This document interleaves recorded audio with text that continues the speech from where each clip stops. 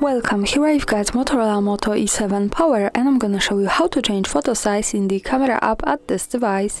So at first we have to tap on the camera button to open it, and for now we are in the standard photo mode.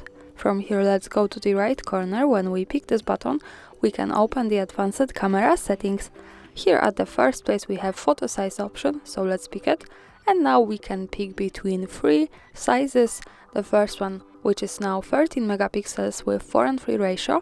Let's change this to 10 megapixels with 1:1 ratio. And let's move back to the camera to see the difference. As you can see now, the background has changed to the square one. Another tap to the right corner to the photo size, and let's go to 8 megapixels and 16:9 aspect ratio.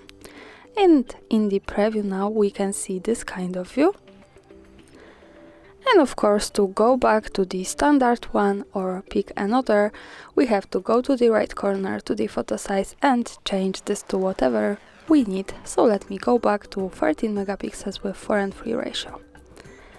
To remind you, this is how it looks like. Thanks for watching, subscribe our channel and leave the thumbs up.